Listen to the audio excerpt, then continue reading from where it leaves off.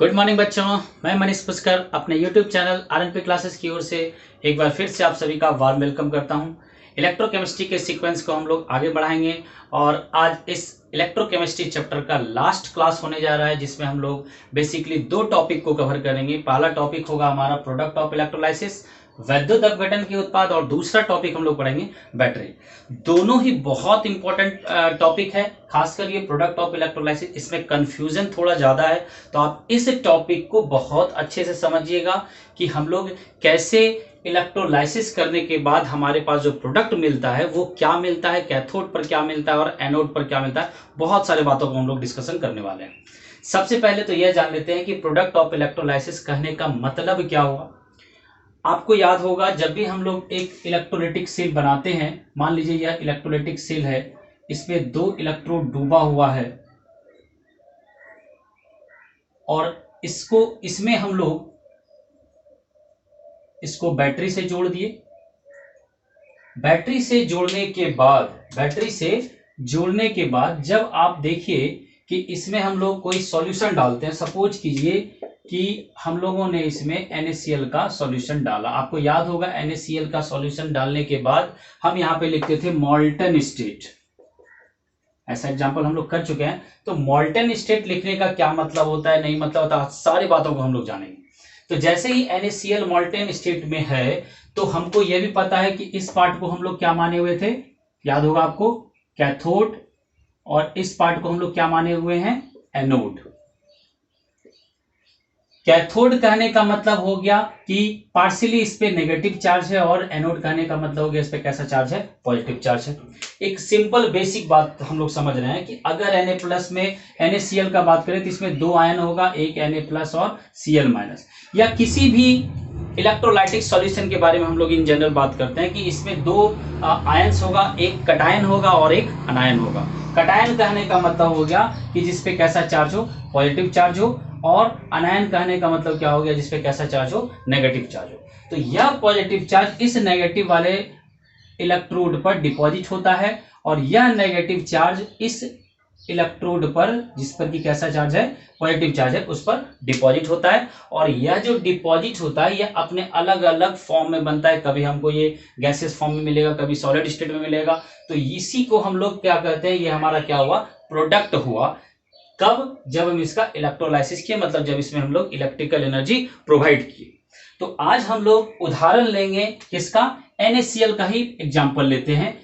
आपको यह पता होगा कि NaCl 2 स्टेट में हम लोग बात करेंगे। पहला, NaCl का पहला स्टेट जो होगा वो मॉल्टन स्टेट ही होगा। दूसरा स्टेट हम लोग बात करेंगे NaCl का एक्वस स्टेट में। और तीसरा हम लोग बात करेंगे, इसी का एक पार्ट है कि NaCl जब एक्वस फॉर्म में हो, लेकिन यह डाइल्यूट हो, तनु हो। डाइल्यूट या तनु कहने का मतलब आपको पता होगा बच्चों, डाइल्यूट या तनु कहने का मतलब हो गया कि इसमें पानी का मात्रा क्या होगा, ज्यादा होगा। एक हल्का रफ आइडिया हम लोग लेके चलते हैं, फिर एक एक करके तीनों पे बात करेंगे। बहुत ही मजा आने वाला है इस क्लास में। आप यह देख लीजिए, NaCl मॉल्टन स्टेट में है, इसका मतलब जो है यहाँ पर NaCl प्योर स्टेट में है, उसमें कोई भी मिलावट नहीं है। मिलावट करने का मतलब हम उसमें पानी वगैरह कुछ नहीं मिलाए हुए हैं। और मॉल्टन मतलब इसको पिघलाया गया, बहुत ही हाई टेम्परेचर पे इसको हम लोग क्या करते हैं, पिघलाते हैं। तो NaCl में आपको 2 आयन मिलेगा, एक Na+ और दूसरा Cl-। अभी जो बात सब बता रहे हैं आयंस के फॉर्म में, इसको आपको याद रखना है। फिर इसी के आधार पर हम लोग बात करेंगे कि कैसे कैसे प्रोडक्ट हम लोग डिराइव करते हैं। हम लोग इन दोनों का केस बिल्कुल सेम होता है, तो इसको हम मिटा रहे हैं अभी। यहाँ पे देखिए, NaCl एक्वस फॉर्म में आपको पता होगा कि NaCl एक्वस फॉर्म में 2 पार्ट में बनता है, एक NaCl और दूसरा Cl-।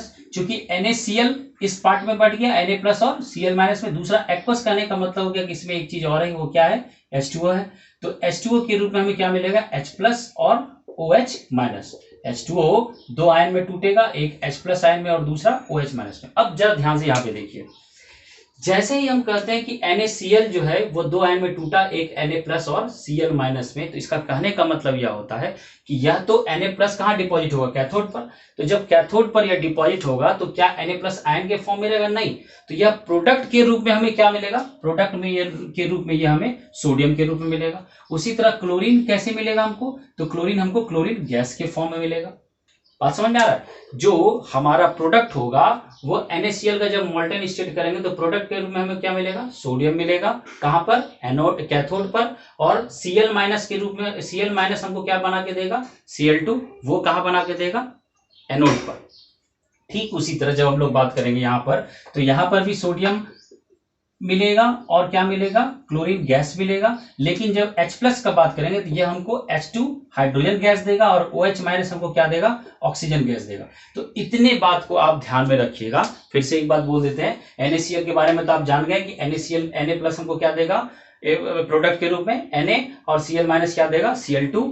उसी तरह जो वाटर है, वाटर के दो आयन जो है H+ और OH-, इसमें H+ हमको क्या देगा, H2 देगा, H2 गैस देगा, और OH- क्या देगा, O2 गैस देगा। अब आपको यहां पर पता होगा, ये देखिए OH- जो है हमारा, यह अनायन है। अनायन का मतलब यह किस पे डिपॉजिट होगा, यह डिपॉजिट होगा एनोड पर।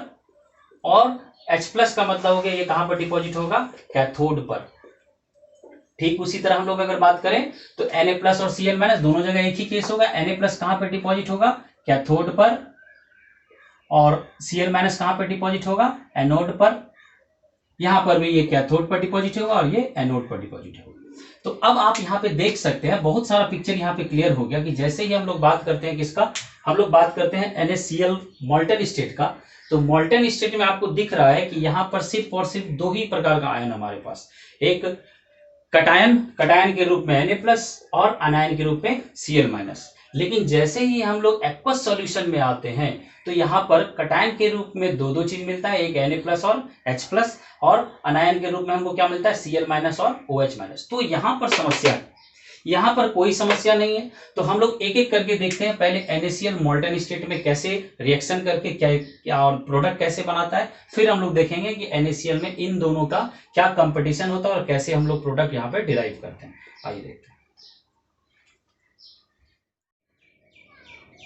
आइए अब हम लोग बात करते हैं NaCl के मोल्टन स्टेट में कि वो इसका इलेक्ट्रोलाइसिस करने पर कैसे हमको सोडियम मेटल और क्लोरीन गैस प्रोडक्ट के रूप में प्राप्त होता है। तो हम लोग बात कर रहे हैं किसका, NaCl के मोल्टन स्टेट का, NaCl के मोल्टन स्टेट का। अच्छा, मोल्टन को हिंदी में हम लोग कहते हैं गलित अवस्था, यानी कि NaCl जो है वो किस अवस्था में बात कर रहे हैं हम लोग, गलित अवस्था में बात कर रहे हैं। आप देखिए कि Na+ का जब बात करते हैं हम लोग, यानी कटायन का जब बात करते हैं, वो कहां पर डिपॉजिट होता है, कैथोड पर। कैथोड पर कैसा रिएक्शन होता है, रिडक्शन रिएक्शन होता है, अवकरण अभिक्रिया होता है। ठीक उसी तरह क्लोरीन जो है नेगेटिव आयन मतलब अनायन जो है वो कहां डिपॉजिट होता है, एनोड पर डिपॉजिट होता है। और एनोड पर कैसा रिएक्शन होता है, ऑक्सीडेशन रिएक्शन होता है। बस इसी तरह हम लोग क्या करेंगे, एक बार कैथोड पर जो रिएक्शन हो रहा है उसको लिखेंगे, एक बार जो एनोड पर रिएक्शन हो रहा है उसको लिखेंगे, और दोनों रिएक्शन को मिला देंगे तो हमारा सेल का रिएक्शन बन जाएगा। और उसके आधार पर ही हम लोग पता लगा लेंगे हमको प्रोडक्ट क्या मिल रहा है। तो आइए देखते हैं, सबसे पहले हम लोग देखते हैं कि कैथोड पर क्या हो रहा है, एट कैथोड। तो कैथोड पर देखिए, कैथोड पर जो डिपॉजिट हो रहा है वो कौन हो रहा है, Na+, और रिएक्शन कौन सा हो रहा है, रिडक्शन रिएक्शन हो रहा है। तो हम लोग लिखेंगे रिडक्शन रिएक्शन या अवकरण अभिक्रिया। अवकरण अभिक्रिया कैसे हो रहा है, अवकरण कहने का मतलब हो गया गेन ऑफ इलेक्ट्रॉन, उसको इलेक्ट्रॉन चाहिए, यानी इस सोडियम आयन को इलेक्ट्रॉन चाहिए सोडियम मेटल में बदलने के लिए। हम लोग क्या करेंगे, हम लोग इसको जो चाहिए इसको दे दीजिए, सोडियम आयन को क्या चाहिए, एक इलेक्ट्रॉन चाहिए, दे दीजिए, ये किस में कन्वर्ट हो गया, सोडियम मेटल में कन्वर्ट हो गया। आप इसके स्टेट को लिख सकते हैं, सोडियम आयन यहाँ पे किस स्टेट में होगा, एक्वस स्टेट में होगा। अब आप देखिए कि हम लोग अगर बात कर ले अब एनोड पर, कि एनोड पर क्या रिएक्शन हो रहा है, तो एट एनोड लिख लीजिए। एनोड पर कौन सा रिएक्शन होगा, ऑक्सीडेशन रिएक्शन होगा। एनोड पर ऑक्सीडेशन किसका हो रहा है, क्लोरीन का हो रहा है। तो क्लोरीन किस फॉर्म में है, आयनिक फॉर्म में है, क्लोरीन Cl- फॉर्म में है। इसको एक इलेक्ट्रॉन को हटाना है, हटाना है क्यों, ऑक्सीडेशन रिएक्शन होगा यहाँ पर, और ऑक्सीडेशन रिएक्शन का मतलब होता है लॉस ऑफ इलेक्ट्रॉन। तो इलेक्ट्रॉन इससे आपको हटाना है, तो हम लोग क्या करेंगे, इससे एक इलेक्ट्रॉन हटा दिए थे, किसमें कन्वर्ट हो गया, क्लोरीन में। एक इलेक्ट्रॉन यहां से बाहर निकाल दीजिए। लेकिन आपको पता है कि क्लोरीन इस फॉर्म में नहीं रहता है, इस स्टेट में नहीं रहता है, जब भी रहता है ये गैसेस स्टेट में रहता है, तो हम लोग इसको गैस बना देते हैं, क्लोरीन गैस बना दिए। ऐसा तो अधिकार है नहीं कि इधर एक क्लोरीन है अपने मन से इधर 2 क्लोरीन कर देंगे। हम लोग इसको क्या करेंगे, बैलेंस करने के लिए हाफ से मल्टीप्लाई कर देंगे, तो अब ये रिएक्शन क्या हो गया, बैलेंस हो गया। आप यहां पर भी इसके स्टेट को लिख सकते हैं, NaCl माइनस जो है वो किस स्टेट में, एक्वस स्टेट में है। क्लोरीन जो है किस स्टेट में आ गया, गैसेस स्टेट में आ गया। बस बात खत्म हो गई। आप देख लीजिए आपके पास रिडक्शन रिएक्शन मौजूद है, ऑक्सीडेशन रिएक्शन मौजूद है, आपको सेल रिएक्शन लिखना है, दोनों को हम लोग क्या करेंगे, ऐड कर देंगे। तो हम लोग लिखते हैं अब सेल का रिएक्शन क्या होगा, ये सब हम लोग पढ़ चुके हैं पहले। सेल रिएक्शन कैसे होगा, आप इन दोनों को ऐड कर दीजिए, तो यहां पर हो गया Na प्लस और प्लस क्या हो गया Cl माइनस, ये इलेक्ट्रॉन कैंसिल आउट होगा, इधर क्या बचेगा Na plus half of Cl2। तो आप Na प्लस और Cl माइनस को लिख सकते हैं क्या, NaCl, यानी कि NaCl जो एक्वस फॉर्म में होगा, इसका जब हम लोग प्रोडक्ट ऑफ इलेक्ट्रोलाइसिस देखेंगे, तो इसका जब हम लोग इलेक्ट्रोलाइसिस कर रहे हैं तो प्रोडक्ट के रूप में हमको क्या मिल रहा है, सोडियम मेटल मिल रहा है और क्लोरीन गैस मिल रहा है। तो हम लोग इस रिएक्शन को देख के कह सकते हैं कि product of electrolysis of NaCl is sodium metal as well as chlorine gas, यानी कि जो हमारा NaCl का वैद्युत अपघटन उत्पाद है वो सोडियम धातु है और साथ में क्या है, क्लोरीन गैस है। तो यह हो गया मॉल्टन स्टेट का बात, यहाँ कोई दिक्कत नहीं था, बिल्कुल आसान रिएक्शन भी था, हम लोग आसानी से इसको जोड़ के लिख सकते थे। अब जो हम लोग पढ़ने जा रहे हैं एक्वस स्टेट के बारे में, वो बड़ा इंपॉर्टेंट है और वहां पे कुछ अच्छे कंसेप्ट होते हैं, उसको आपको अच्छे से जानना है। तो अब हम लोग पढ़ेंगे किसके बारे में, एक्वस NaCl के बारे में। आइए अब हम लोग देखते हैं कि एक्वस NaCl के केस में हमारा इलेक्ट्रोलाइसिस करने पर प्रोडक्ट क्या मिलता है। तो सबसे पहले हम लोग बात कर लेते हैं अब NaCl का किस स्टेट में, एक्वस स्टेट में। अच्छा, एक्वस बोलने का मतलब क्या होता है आपको पता होगा। एक्वस बोलने का मतलब हो गया कि NaCl के साथ वहां पर क्या मिला हुआ है, वाटर मिला हुआ है। यह भी हम लोग बात किए थे कि NaCl में जो 2 आयन होगा, एक Na प्लस आयन होगा और दूसरा Cl माइनस होगा। उसी तरह H2O में क्या होगा, H प्लस आयन होगा और OH माइनस होगा। यह भी बता चुके हैं कि Na प्लस जो है वो किस फॉर्म में मिलेगा हमको, प्रोडक्ट के रूप में, सोडियम मेटल के रूप में, क्लोरीन गैस के रूप में, H plus ion hydrogen gas के रूप में और OH माइनस ऑक्सीजन गैस के रूप में। इतना बात हम लोग कर चुके हैं, इसको आप ध्यान में रखिएगा, इसी के आधार पर हम लोग अभी सारा बात करने वाले हैं। अब देखिए NaCl एक्वस सॉल्यूशन का अगर बात करें हम लोग, तो इसमें आप देख रहे हैं कि दो आयंस है, 2 पॉजिटिव आयंस और 2 नेगेटिव आयंस। तो हम लोग पहले बात कर लेते हैं कैथोड पर। तो एट कैथोड बात करते हैं कि कैथोड पर क्या होगा। अब देखिए कैथोड पर चूंकि नेगेटिव चार्ज होता है, तो इस पर जो डिपॉजिट होने वाला है पॉजिटिव आयन डिपॉजिट होने वाला है। पॉजिटिव आयन हमारे पास 2 है, एक H प्लस और दूसरा Na प्लस, H प्लस और Na प्लस। तो हम लोग अभी सिर्फ और सिर्फ कंसंट्रेट करेंगे किस पे, इस पर और इस पर। यानी कि हम यहां से यह बात समझ गए कि इस कैथोड पर या तो सोडियम मेटल डिपॉजिट होगा, सोडियम धातु हमको मिलने वाला है इलेक्ट्रोलाइसिस करने के बाद, या तो हमको क्या मिलने वाला है, हाइड्रोजन गैस मिलने वाला है। तो हम लोग यही चेक करते हैं कि इन दोनों में से कौन यहाँ पर डिपॉजिट होगा और कौन हमको मिलेगा। इसके लिए हम लोग क्या करेंगे, इसके लिए दोनों का पहले हम लोग रिएक्शन लिखते हैं और आपको पता होगा दोनों का रिडक्शन होने वाला है, क्योंकि H प्लस हाइड्रोजन गैस में चेंज होगा, परिवर्तित होगा, और सोडियम आयन सोडियम मेटल में परिवर्तित होगा। तो दोनों रिएक्शन को हम लोग लिखते हैं। चलिए सबसे पहले हम लोग लिखते हैं रिडक्शन रिएक्शन, किसके लिए, सोडियम के लिए लिखते हैं। तो सोडियम के लिए रिएक्शन क्या होगा, Na प्लस को 1 इलेक्ट्रॉन दे देंगे, ये किस में कन्वर्ट हो जाएगा, सोडियम मेटल में कन्वर्ट हो जाएगा। ठीक है, अगर उसी तरह ऑक्सीडेशन रिएक्शन का बात करें तो ऑक्सीडेशन रिएक्शन में क्या होगा, सॉरी रिडक्शन रिएक्शन ही बात कर रहे हैं इस बार, किसका कर रहे हैं, लेकिन हम लोग हाइड्रोजन आयन का कर रहे हैं। तो हाइड्रोजन आयन भी क्या करेगा, 1 इलेक्ट्रॉन लेगा और किस में कन्वर्ट हो जाएगा, हाइड्रोजन में कन्वर्ट होगा, लेकिन किस फॉर्म में कन्वर्ट होगा, हाइड्रोजन गैस के रूप में। तो हम लोग यहाँ क्या लिखेंगे, हाइड्रोजन गैस। अब ऐसा तो आपको अधिकार है नहीं कि रिएक्शन ऐसे बैलेंस कर लीजिए, अगर इधर 1 हाइड्रोजन है तो इधर भी कितना होना चाहिए, 1 ही होना चाहिए। अभी आपको यहाँ पे 2 दिख रहा है, तो हम लोग क्या करेंगे, इसको हाफ से मल्टीप्लाई कर देंगे। ये सब हम लोग केमिकली इसको बैलेंस करने के लिए कर रहे हैं। अब यहाँ पर आप ध्यान दीजिए कि सोडियम आयन से सोडियम बनने में या हाइड्रोजन आयन से हाइड्रोजन गैस बनने में जो हमको पोटेंशियल देना पड़ रहा है, जो रिडक्शन पोटेंशियल है, उसका मान क्या है। तो स्टैंडर्ड रिडक्शन पोटेंशियल अगर बात करें तो आपको याद होगा हम लोग पढ़े हुए हैं इलेक्ट्रोकेमिकल सीरीज, वहां पर इसका रिडक्शन पोटेंशियल का मान जो लिखा हुआ है वो लिखा हुआ -2.73 वोल्ट, और हाइड्रोजन के लिए आपको पता है ये कितना होता है 0.00 वोल्ट। अब आपको बात कुछ समझ में आ रहा होगा कि अब अगर यहां पर ध्यान से देखिए तो सोडियम आयन से सोडियम बनने में इसका रिडक्शन पोटेंशियल क्या है, नेगेटिव में है, और जबकि हाइड्रोजन आयन का हाइड्रोजन गैस में परिवर्तित होने के लिए हमारा जो वोल्टेज है, जो पोटेंशियल है वो क्या है 0 वोल्ट है।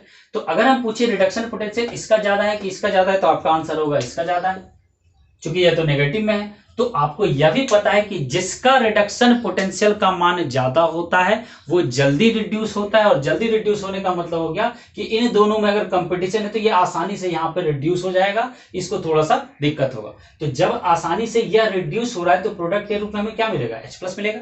इसका मतलब हम पता लगा लिए कि इन दोनों का जो कंपटीशन था कि यहां पर कौन पहले डिपॉजिट होगा, तो यहां पर पहले डिपॉजिट क्यों होगा, H+ आयन होगा। H+ आयन किस फॉर्म में डिपॉजिट होगा, तो H2 गैस के रूप में डिपॉजिट होगा, और H2 गैस के रूप में डिपॉजिट क्यों होगा, क्योंकि इसकी रिडक्शन पोटेंशियल का मान क्या है, ज्यादा है, किससे, सोडियम आयन से। बात समझ में आ रहा है। अब हम लोग यह देख लेते हैं कि चूंकि जब हम लोग सेल का पूरा रिएक्शन लिखेंगे तो वहां पर वाटर के हिसाब से लिखेंगे, वहां पर किसके रूप में लिखेंगे, हम लोग वाटर के रूप में लिखेंगे। तो हम लोग यह देखते हैं कि यह जो H+ आयन है यह डिसोसिएट जो हो रहा था वो किससे हो रहा था, H2O से। तो अगर हम लोग H2O से बात करें तो H2O जो है वो किस फॉर्म में है, लिक्विड फॉर्म में है। H2O किस में चेंज हो रहा है, H+ और OH-, इसी दो आयन में चेंज हो रहा है ना, या एक्वस फॉर्म में या एक्वस फॉर्म में। तो हम लोग अगर इसको रिएक्शन नंबर 1 मान ले, इसको रिएक्शन नंबर 2 मान ले, और इन दोनों रिएक्शन को ऐड कर दें, तो आप देखिए ऐड करने पर लेफ्ट हैंड साइड से ऐड होगा, तो यहां पर लेफ्ट हैंड साइड में H+ आएगा और राइट हैंड साइड में भी H+ आ रहा है, तो इस दोनों को हम लोग एलिमिनेट कर सकते हैं। तो बचेगा क्या हमारे पास, H2O किस फॉर्म में, लिक्विड फॉर्म में, प्लस क्या है, 1 इलेक्ट्रॉन है, साथ में इधर क्या बच रहा है हमारे पास, हाफ H2 बच रहा है, ये तो खत्म हो गया, और प्लस साथ में क्या बच रहा है, OH- बच रहा है। यह जो आप रिएक्शन देख रहे हैं यह रिएक्शन को हम लोग यूज करेंगे कहां पे, सेल रिएक्शन जब हम लोग फाइनली लिखने वाले हैं। तो इस तरीके से हम लोग देख लिए कि हमारे कैथोड पर जो विनर था, दो कंपटीटर था, एक Na+ और दूसरा H+, इसमें विनर कौन हो गया, H+, यानी कि यहां पर जो डिपॉजिट होने वाला है वह क्या डिपॉजिट होगा, H+ आयन डिपॉजिट होगा, किस फॉर्म में, हाइड्रोजन गैस के फॉर्म में। ठीक है। अब हम लोग बात किसका करने जा रहे हैं, एनोड पर। एनोड पर भी दो कंपटीशन है, एक देखिए एनोड पर यहां पर किसके किसके बीच कंपटीशन है, क्लोरीन गैस और ऑक्सीजन गैस के बीच में। आइए देखते हैं कि हम लोग कैसे इसको देखेंगे कि क्लोरीन गैस और ऑक्सीजन गैस में कौन डिपॉजिट होता है। तो हम लोग अब बात करेंगे NaCl के एक्वस सॉल्यूशन में, किसका, NaCl में एक्वस सॉल्यूशन में हम लोग अब बात करने जा रहे हैं कहां पर, एनोड पर, एट एनोड। बहुत ध्यान से समझिएगा क्योंकि यहां पर एक नया कंसेप्ट आने वाला है, आपको देखने में कुछ और लगेगा लेकिन प्रोडक्ट कुछ और बनेगा। एनोड पर बात करते हैं हम लोग। तो एनोड पर दो कंपटीशन है, एक क्लोरीन गैस और दूसरा OH-। तो हम लोग दोनों के लिए रिएक्शन लिखते हैं। चलिए पहले बात करते हैं हम लोग, यहां पर कौन सा रिएक्शन होगा, आपको यह भी पता है ऑक्सीडेशन रिएक्शन होगा। तो क्लोरीन का ऑक्सीडेशन कराते हैं हम लोग। देखिए क्लोरीन आयन जो है वह कन्वर्ट होगा किसमें, क्लोरीन गैस में। ठीक है, और चूंकि आयन है तो यह इलेक्ट्रॉन क्या करेगा, निकालेगा। ये रिएक्शन हम लोग पहले भी देख चुके हैं। जब हम लोग बात करते हैं ऑक्सीडेशन रिएक्शन किसका, OH- का, तो OH- भी किस फॉर्म में टूटेगा, इलेक्ट्रॉन निकालेगा, और ये भी किस फॉर्म में, तो H2O के रूप में।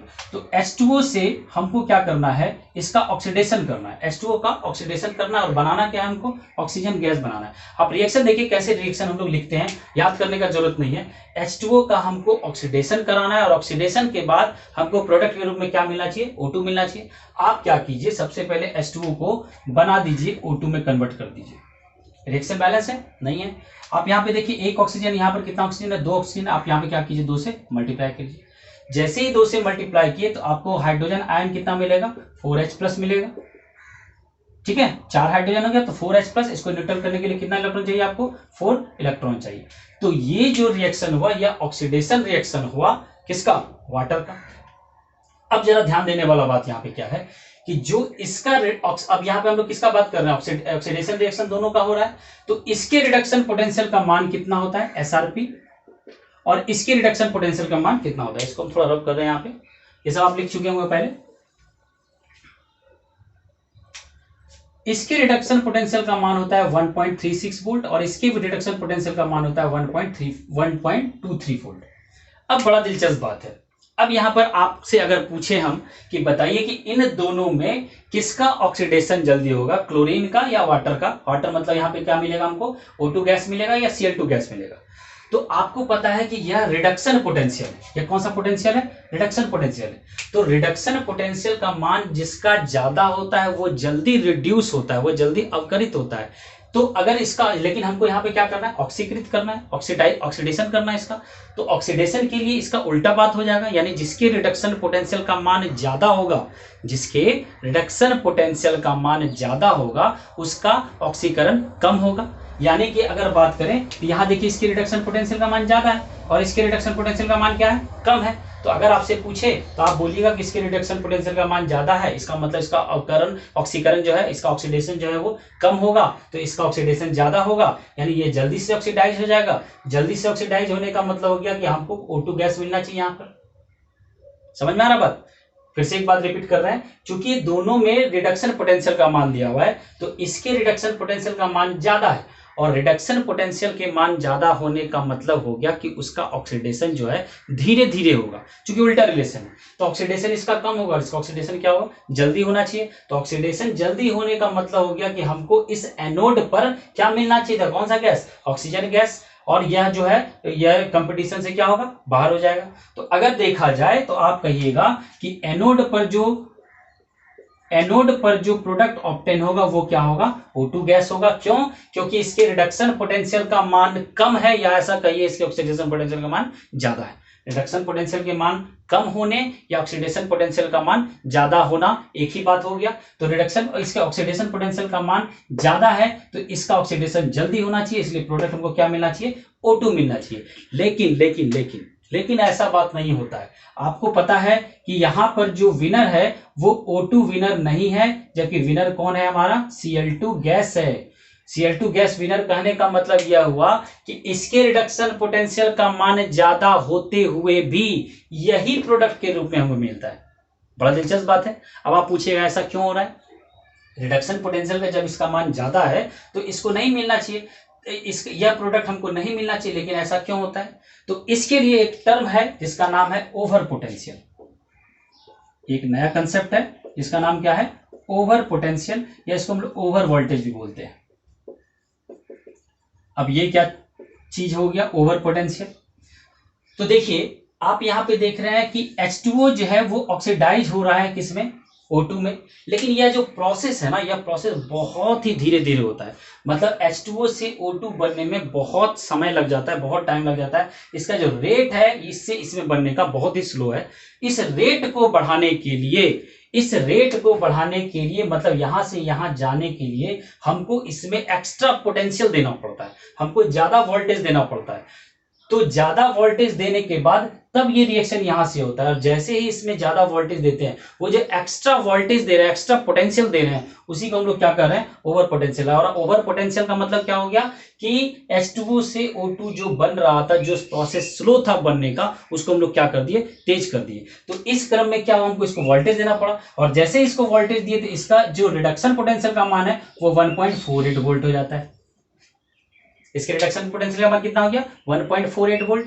अब देखिए इन दोनों में कंपैरिजन कर लीजिए, इसका रिडक्शन पोटेंशियल का मान कितना था, 1.36, और इसके रिडक्शन पोटेंशियल का मान कितना हो गया, 1.48। चूंकि इसके रिडक्शन पोटेंशियल का मान अब ज्यादा हो गया, या ऐसा कहें कि इसके ऑक्सीडेशन पोटेंशियल का मान अब ज्यादा हो गया, तो ऑक्सीडेशन पोटेंशियल के मान ज्यादा होने से क्लोरीन यहां पर डिपॉजिट हो जाएगा। तो हमको यहां पर ऑक्सीजन ना मिलकर कौन मिलेगा, क्लोरीन मिलेगा।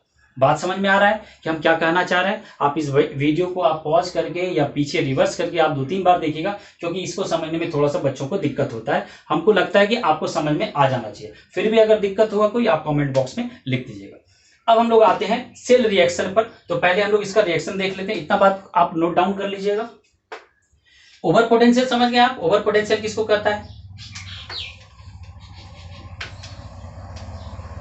आइए अब हम लोग देखते हैं रिएक्शन पे कैसे प्रोडक्ट हम लोग कैलकुलेट करते हैं, प्रोडक्ट हम लोग कैसे देखते हैं। यहां पर देखिए ऑक्सीडेशन रिएक्शन लिख लिया हम लोग, ऑक्सीडेशन रिएक्शन इसका भी लिख लिया। तो आपको पता चल गया कि यहाँ पे ऑक्सीडेशन रिएक्शन किसका होने वाला है, क्लोरीन का इस रिएक्शन से हम लोगों को कोई मतलब नहीं है। तो अब अगर हम लोग बात करें कि ऑक्सीडेशन रिएक्शन और रिडक्शन रिएक्शन, तो इसको मिटा देते हैं, ऑक्सीडेशन रिएक्शन को भी मिटा देते हैं, क्योंकि अब हम लोग क्या लिखने जा रहे हैं, अब हम लोग लिखने जा रहे हैं सेल रिएक्शन। अब हम लोग लिखने जा रहे हैं कौन सा रिएक्शन, सेल रिएक्शन। तो अगर सेल रिएक्शन का बात करें तो ऑक्सीडेशन रिएक्शन ये हो गया, और रिडक्शन रिएक्शन कौन सा था, आपको याद होगा। रिडक्शन रिएक्शन के लिए फाइनल जो रिएक्शन निकाले थे H2O प्लस E माइनस, और ये क्या बनाया था अगर याद हो, हाफ H2 और प्लस OH माइनस। तो ये ऑक्सीडेशन रिएक्शन हो गया, ये रिडक्शन रिएक्शन हो गया। और जो हमारा एक कंपाउंड है, जो मेन कंपाउंड है हमारा NaCl, यह किस में कन्वर्ट हो रहा है, Na प्लस और Cl माइनस में। जो हमारा मेन जो कंपाउंड है, जो इलेक्ट्रोलाइट है, वो क्या है, NaCl है। तो NaCl किस में कन्वर्ट हो रहा है, Na प्लस और Cl माइनस में। इस तीनों रिएक्शन को आप मिला दीजिए, reaction number 1, reaction number 2, reaction number 3, इन तीनों रिएक्शन को आप ऐड कर दीजिए। जो रिएक्शन आपको मिलेगा वही सेल रिएक्शन होगा, और उस सेल रिएक्शन में जो प्रोडक्ट बना होगा वही हमारा प्रोडक्ट होगा किसका, NaCl के एक्वस सॉल्यूशन का। देखिए कैसे करते हैं हम लोग। तो इसमें सबसे पहले अगर तीनों को ऐड करते हैं तो लेफ्ट हैंड साइड ऐड करेंगे तो ये NaCl हो गया। आप देख लीजिए कि लेफ्ट हैंड साइड और राइट हैंड साइड में कोई चीज के सेम है, तो आप यहाँ पे देखिएगा तो इलेक्ट्रॉन का संख्या सेम है, हम इसको हटा सकते हैं। आप यहाँ पे एक चीज और देख लीजिए कि आपको यहाँ पर Cl माइनस है, यहाँ पर भी क्या है, Cl माइनस है, तो हम लोग इसको भी हटा दिए। और कोई चीज बच रहा है, नहीं बच रहा है, तो हम लोग लिखते हैं NaCl। NaCl के साथ किसको ऐड कर दें, वाटर को। NaCl वाटर मिल गया, क्या बना हमारा यहाँ पे, हाफ Cl2 बन रहा है, साथ में क्या बन रहा है, हाफ H2 बन रहा है, साथ में क्या बन रहा है, OH माइनस बन रहा है, और साथ में क्या बन रहा है, Na प्लस बन रहा है। दिख रहा है ये आपको, ये सेल रिएक्शन हो गया। यानी कि NaCl, अब देखिए ये कहते कैसे कि हम लोग NaCl में क्या मिला दिया, हम लोग वाटर मिला दिए, और यही तो एक्वस NaCl था। तो NaCl में क्या मिला दिया हम लोग, वाटर मिला दिए। तो एक्वस NaCl को जब मिलाते हैं तो हमको क्या क्या मिलता है, Cl2 मिलता है और H2 गैस मिलता है। अभी देखे भी थे कि यहाँ पर कौन डिपॉजिट हो रहा था, H2, यहाँ पर डिपॉजिट कौन हो रहा है, H2 हाइड्रोजन गैस, और जबकि यहाँ पर कौन डिपॉजिट हो रहा है, क्लोरीन Cl2 गैस। तो यही प्रोडक्ट भी बन रहा है, हाफ Cl2 और हाफ H2, और साथ में ये दोनों मिलके क्या बना देगा, NaOH। तो इसको अगर फाइनली हम लोग रिएक्शन लिखें तो NaCl प्लस H2O, और साथ में हम लोग देख लेते हैं ये बना दिया क्या, NaOH plus half Cl2 plus half H2। ये हमारा रिएक्शन कंप्लीट हो गया। आप यहाँ पे देख सकते हैं कि हम लोग यह कर सकते हैं कि NaCl का जब वाटर के साथ मिक्स कराएंगे या वाटर के साथ रिएक्शन करा रहे हैं तो हमारा जो प्रोडक्ट बनेगा इलेक्ट्रोलाइसिस के रूप में वो 3 प्रोडक्ट बनेगा, NaOH बनेगा, Cl2 गैस बनेगा और हाइड्रोजन गैस बनेगा। इस तरीके से हम लोग NaCl के एक्वस सॉल्यूशन के बारे में सब चीज पढ़ लिए। अब इसका एक और पार्ट छूट रहा है, NaCl जब किस में होगा, एक्वस फॉर्म में होगा, लेकिन उसको हम लोग क्या करेंगे, डाइल्यूट करेंगे। तो देखते हैं कि जब डाइल्यूट करेंगे तब ये कैसे बनता है। आइए अब हम लोग बात करते हैं NaCl एक्वस फॉर्म में जब रहेगा, लेकिन यहाँ पे क्या होगा, डाइल्यूट के केस में हम लोग बात करते हैं। यानी कि NaCl एक्वस ही फॉर्म में रहेगा, लेकिन ये किस फॉर्म, किस तरह से हम लोग रिप्रेजेंट कर रहे हैं इसको, डाइल्यूट के फॉर्म में। तो एक्वस NaCl जब डाइल्यूट हो जाए, इसका मतलब यह हो गया कि इसमें वाटर का मात्रा हम लोग क्या कर रहे हैं, पानी का मात्रा क्या कर रहे हैं, बढ़ा दे रहे हैं। आप यह सोचिए कि यह आपके पास इलेक्ट्रोलाइटिक सेल था, और इस सेल में सपोज कीजिए यह इलेक्ट्रोड था, और अभी हम लोग देखे थे कि इसमें जो है NaCl जब एक्वस फॉर्म में होता है तो हम लोग जो एक्चुअली में डिपॉजिट हो रहा था उसके बारे में बात कर रहे हैं कि यहाँ पर आपको पता है कि H प्लस इस पर डिपॉजिट हो रहा था और Cl माइनस इस पर डिपॉजिट हो रहा था, ठीक है। दो एक्स्ट्रा चीज जो था वो Na प्लस था, और साथ में क्या था, OH माइनस था, मतलब O2 गैस था। चलिए OH माइनस ले लेते हैं। तो हम लोग अब बात करते हैं कि जब डाइल्यूट कर रहे हैं सिस्टम को, तो हम लोग डाइल्यूट करने का मतलब हो गया कि इसमें वाटर बढ़ा दे रहे हैं। जैसे जैसे आप वाटर बढ़ाइएगा तो वाटर का मॉलिक्यूल्स भी बढ़ेगा, यानी कि इसमें जो कंसंट्रेशन है वो H प्लस और OH माइनस का बढ़ता जाएगा। H प्लस और OH माइनस का संख्या क्या होगा, ज्यादा होगा, जबकि इस क्लोरीन माइनस का संख्या जो है और Na प्लस का संख्या उतना ही रहेगा जो पहले था। डाइल्यूट के केस में किसका कंसंट्रेशन बढ़ रहा है, H प्लस और OH माइनस, यानी H प्लस और OH माइनस के आयंस जो है वो बहुत ज्यादा बढ़ जाएंगे। आप समझिए इस तरह H प्लस और OH माइनस का संख्या बढ़ गया और ये 2 इलेक्ट्रोड, इतना बड़ा आपका इलेक्ट्रोलाइटिक सॉल्यूशन है, इसमें 2 इलेक्ट्रोड यहाँ पर है, तो OH माइनस का संख्या जो है वो बहुत ज्यादा हो गया, ठीक है। और यहाँ पर तो H प्लस विनर है ही, क्योंकि ये भी किससे बना हुआ है, ये भी वाटर से, तो H प्लस का रिडक्शन पोटेंशियल भी हम देखे थे ज्यादा होता है, तो आसानी से ये डिपॉजिट हो जाएगा। लेकिन हम बात कर रहे हैं Cl माइनस और OH माइनस के केस में, तो Cl माइनस के केस में आप देखिए जो ये हमारा इलेक्ट्रोड है, तो Cl माइनस का जो आयन है, जो क्लोरीन आयन है, वो बहुत दूर दूर होगा, और जबकि हमारा जो OH माइनस है उसका संख्या बहुत ज्यादा हो जाएगा इलेक्ट्रोड के सामने, और इस केस में इसका इलेक्ट्रोड पोटेंशियल, जो ऑक्सीडेशन पोटेंशियल का मान है वो क्या होता है, वो कम भी होता है, क्योंकि ओवर पोटेंशियल के कारण, तो कम होने के कारण भी, लेकिन संख्या जो ज्यादा होता है तो ये इस पे जल्दी से क्या होता है, डिपॉजिट हो जाता है। इसलिए हम कहते हैं कि डाइल्यूट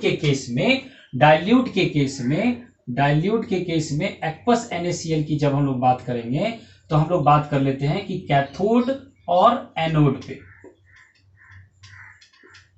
कैथोड पर क्या मिलेगा हम लोगों को, तो कैथोड पे फिर से वही H प्लस मिलेगा, यानी हाइड्रोजन गैस मिलेगा, लेकिन एनोड पर इस बार Cl माइनस ना मिलके क्या बनेगा, OH माइनस कहने का मतलब क्या हो गया, O2 गैस मिलेगा। आप इसको समराइज कर लीजिएगा। इसके बाद हम लोग देखे थे इसके पहले क्या, एक्वस NaCl, सिर्फ एक्वस NaCl लेते हैं तो क्या होता है, यहाँ तो H2 गैस ही मिलता है, लेकिन O2 पर, यहाँ पे एनोड पर कौन मिलने लगा था हमको, क्लोरीन गैस मिलने लगा था। और अगर बात कर ले हम लोग NaCl किस स्टेट में, मोल्टन स्टेट में, तो ये सिंपल था, यहाँ पर सोडियम एटम और यहाँ पर क्लोरीन गैस। तो ये प्रोडक्ट ऑफ इलेक्ट्रोलाइसिस है। इलेक्ट्रोलाइसिस करने के बाद जो उत्पाद मिला 3 फॉर्म में, जब हम लोग मोल्टन स्टेट में लिए, जब हम लोग एक्वस स्टेट में लिए, और जब एक्वस स्टेट में उसको डाइल्यूट कर दिए किसको, NaCl को, तो हमको प्रोडक्ट क्या क्या मिला। एक बार हम देखें, कैथोड पर हाइड्रोजन गैस मिला, एनोड पर ऑक्सीजन गैस मिला, किस केस में, डाइल्यूट के केस में।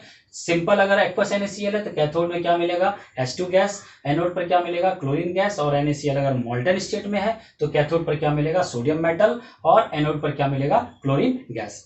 इस तरीके से हमको लगता है कि आपको सारा बात समझ में आ गया होगा कि हम क्या कहना चाह रहे हैं इस प्रोडक्ट ऑफ इलेक्ट्रोलाइसिस के बारे में। फिर भी अगर कोई कंफ्यूजन हो तो आप निश्चित रूप से कमेंट बॉक्स में लिख दीजिएगा।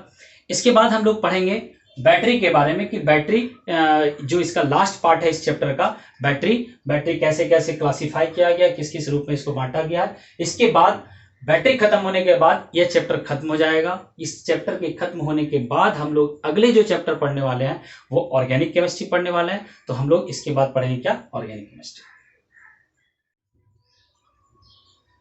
आइए अब हम लोग बैटरी के बारे में पढ़ते हैं।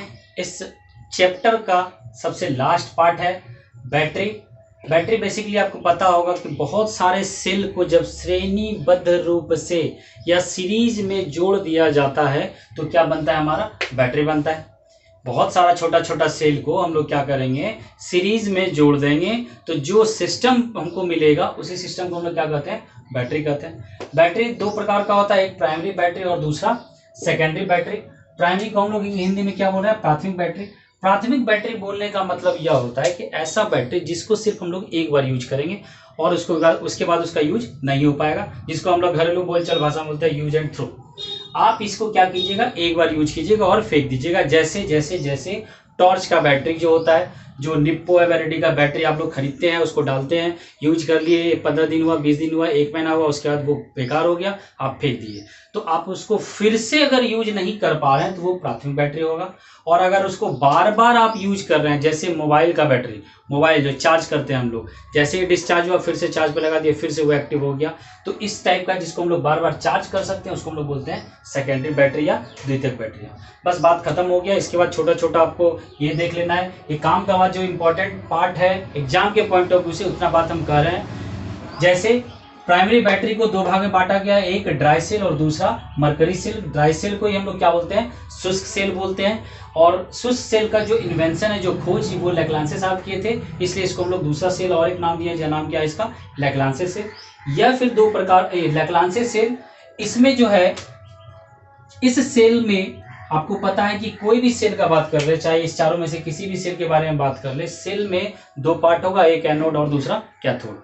तो इसमें जो एनोड पार्ट पे होता है वो क्या होता है, जिंक को रखते हैं हम लोग। और जनरली जो भी एनोड पार्ट में है, इसको आप ध्यान में रखिएगा, जो भी सेल या जो भी बैटरी के बारे में बात कर रहे हैं, जो एनोड पार्ट पे कर रहे हैं वो कंटेनर के रूप में रहता है, जो उसका पात्र रहता है, बाहरी आवरण रहता है, और उसके अंदर जितना पार्ट रहता है, जो मेन मटेरियल होता है जिसपे की प्रोडक्ट डिपॉजिट होता है, वो कैथोड होता है। तो हम लोग एनोड के रूप में लैग्रांजे सेल या ड्राई सेल में किसको लेते हैं, जिंक को लेते हैं। और कैथोड के रूप में क्या लेते हैं, rod of carbon dipped in pasted Mn2, मतलब मैग्नीज डाइऑक्साइड का जो पेस्ट होता है और कार्बन का उसमें पेस्ट होता है, उसमें हम लोग डिप कर देते हैं, डुबा के रखते हैं किसको, कार्बन का छड़ को। वो क्या किस तरह यूज करता है, हमारा कैथोड की तरह यूज करता है। ठीक उसी तरह अगर मरकरी सेल का बात करें तो एनोड के रूप में ये होता है और कैथोड के रूप में ये होता है। लेड संचायक सेल, ये बहुत इंपॉर्टेंट पार्ट है। लेड संचायक सेल, लेड स्टोरेज सेल, आपके एग्जाम के पॉइंट ऑफ व्यू से ये दो इंपॉर्टेंट सेल है। एक प्राइमरी सेल में अगर आपको नोट्स बनाना है तो आप बना लीजिएगा ड्राई सेल पे, और अगर सेकेंडरी सेल पे बनाना है तो आपको बना लेना है किस पे, लेड संचायक सेल पे, लेड स्टोरेज सेल।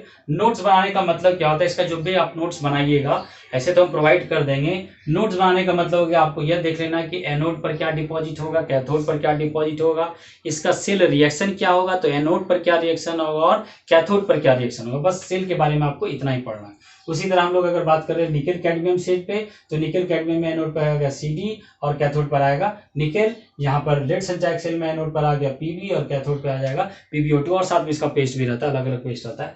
तो इस तरीके से ये बैटरी का एक बेसिक सा नॉलेज है जो आपको होना चाहिए। बाकी इसका छोटा छोटा नोट्स आप लोग अपने से बना लीजिएगा, या अगर कभी होगा तो हम इसको प्रोवाइड कर देंगे। इसके बाद हम लोग आगे पढ़ने वाले हैं ऑर्गेनिक केमिस्ट्री। ये चैप्टर यहाँ पे खत्म हो गया। तो इलेक्ट्रोकेमिस्ट्री बहुत दिन के बाद खत्म हो गया है। इसमें जितना भी कंसेप्ट था सारे कंसेप्ट को हम लोग पढ़ लिए। फिर भी आप लोगों को कोई दिक्कत हो तो आप जरूर पूछिएगा।